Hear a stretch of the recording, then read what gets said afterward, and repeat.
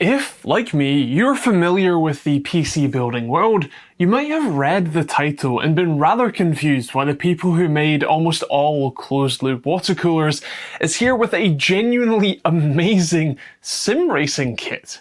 I was at first, but it turns out they've been doing this for a while and have been doing it amazingly well. This is their latest setup, the Initium, and it is both amazing right out of the box and incredibly upgradable in a way that doesn't feel like they're nickel and diming you. Let's take a look and you'll see exactly what I mean. Let's start with a brief tour.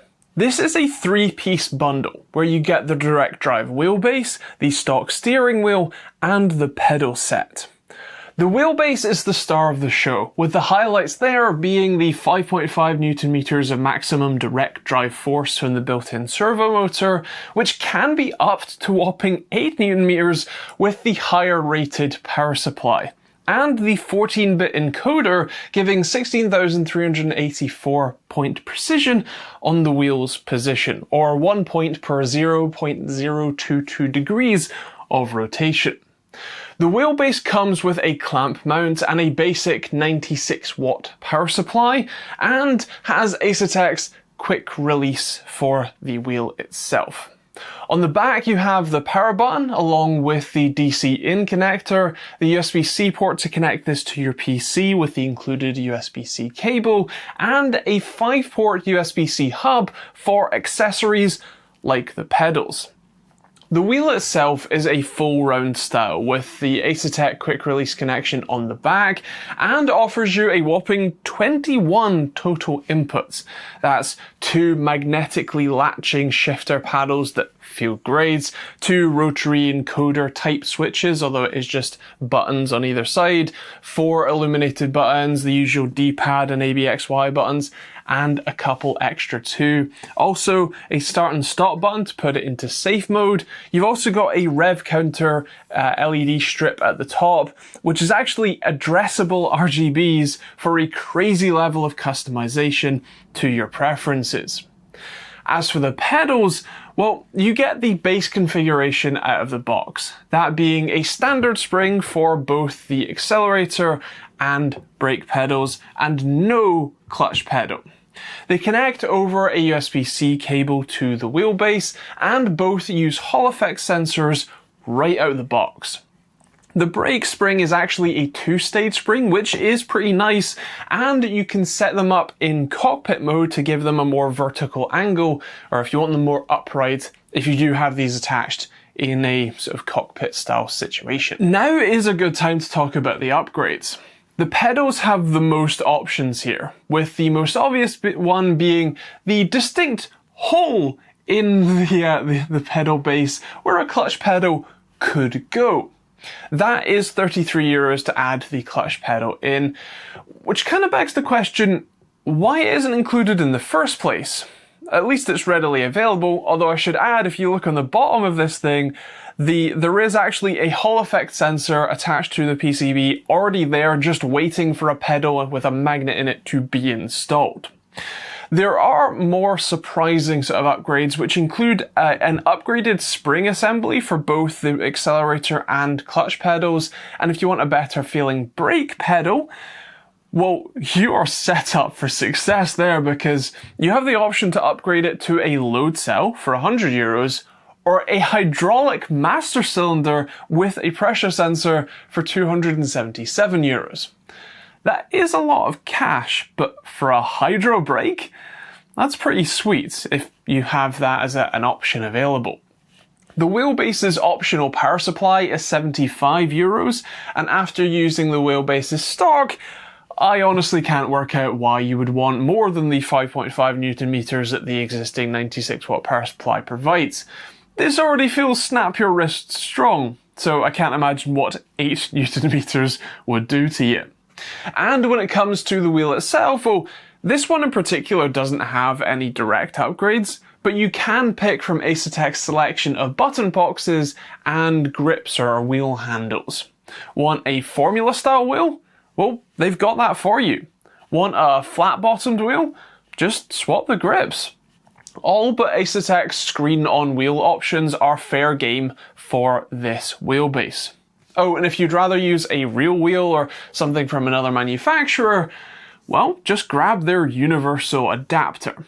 That's pretty great. The setup for this thing is beautifully simple. Screw the clamp onto the wheelbase, plug the pedals in, connect the power supply and the system cable, and attach the wheel to your desk or rig. That's kind of it. To be fair, attaching the wheel kinda sucks and took multiple attempts and sort of, well, just trying to get the wheel clamped in. It took a lot of force, let's say. But otherwise, it is a pretty seamless setup. You will want to install Asetek's Racebox software to do any configurations and control that you might want, which includes really detailed force feedback controls. You can toggle the force between 3 and 5.5 Newton meters. It defaults to 4.5 Newton meters, by the way, so if you do want the full force, you have to change that. You can also change between the available steering ranges of 180 degrees, or half a turn, to 1890 degrees. That's 5 1/4 full rotations, if you're interested, with the default being 540. But because this is a servo motor, it can just go endlessly. There's also a load more settings as well. There are even safety settings, namely the automatic centering strength, safe mode, and hands-off detection. You can remap all of the buttons and LEDs on the wheel, and calibrate the pedals too. It's really impressive. As for actually using it, well, that's an amazing experience. As someone who has a healthy amount of experience using gear or belt-driven wheels like the G923 that I've been using for a few years now, this is a very clear and marked improvement. Not just the amount of force, although that is definitely great, but the quality. The force feedback that you get here is more granular and feels a lot like, well, feels a lot less like a blender strapped to your desk and more like what a wheel in a drift car actually feels like as you're drifting around. The added force definitely makes it feel more realistic, especially in cars without power steering. You know, having to like force your way around a corner, even in an F1 car, which does have power steering, gives it a weighty and more realistic feel. And my God, when you start to lose the back end and the wheel starts getting lighter, to actually feel that that's happening, you know, as it's doing it, you know, it's just, it's wonderful. It's great to be able to react to that as you would in a real car. This is an amazing feeling bit of kit. I do also enjoy drifting in Assetto Corsa, and besides an external handbrake, this is perfect. Actually, no, a clutch pedal would be great to be able to clutch kick too, but otherwise, this is a phenomenal experience. The weight on the wheel, the control that the pedals actually offer or allow for, the ability to actually modulate a throttle and like feel that difference and even modulate the brakes is incredible compared to the more basic setup on something like the G923. It is fantastic. The brake pedal's dual stage means that the first about 57% of the travel or signal or so is pretty easy, but the last 43% takes quite a lot of force. If you're able to rest your right heel on the base and sort of brace it against your left foot when braking, that works pretty well. But of course, if this is strapped to a sim rig, you won't have any of those issues. I genuinely can't describe adequately just how much of a step up this is compared to something like the G923. That is between £250 and £289 right now, while this bundle is more like £620, at least from Asetek. There is a seller who has one in stock for £530, but only one in stock. But this is easily twice as good, more actually. The fact that this is also so upgradable is really nice. It means that you can buy this bundle at a more affordable price point, and then when you're ready for more stuff, like a load cell brake pedal, a nicer pedal feel for the throttle, more force from the wheel, and a formula style wheel as well, all of that can be added later instead of needing to replace anything like what you have already. It can sort of grow with your interest in it without needing to be replaced, and I actually really like that.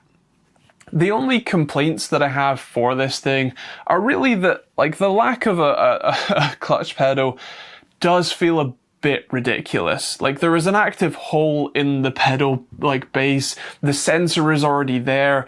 It feels kind of wild that it's only 30 euros or whatever to add it in.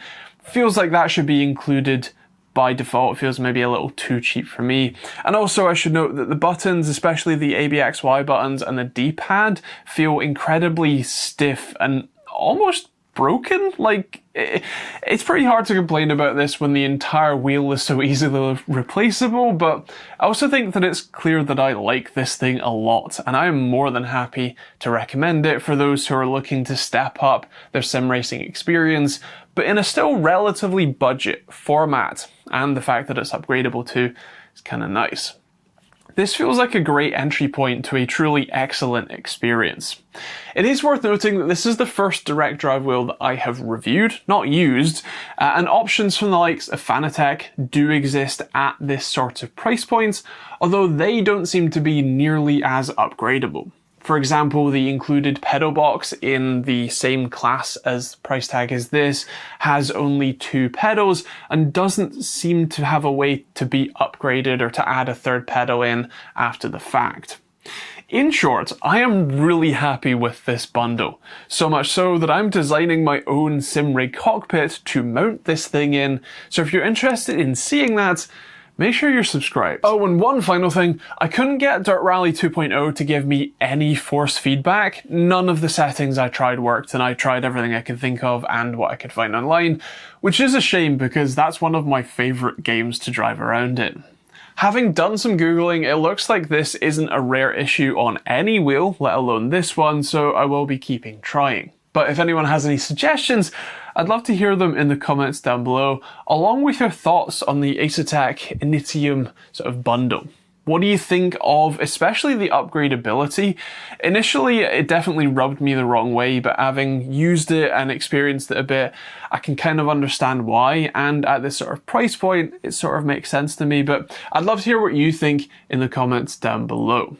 Also, if you do want to check this out, I'll leave a link to it in the description if you're interested. If you want to check out my own hardware that unfortunately I can't exactly use to test stuff like this, the open source response time and latency testing tools, there's links to those in the description down below. And otherwise, feel free to check out plenty of other videos on the end cards. I do actually have another direct drive wheel coming, so it'll be good to compare that. But otherwise, thank you very much for watching. Hope you enjoyed it. We'll see you on the next video.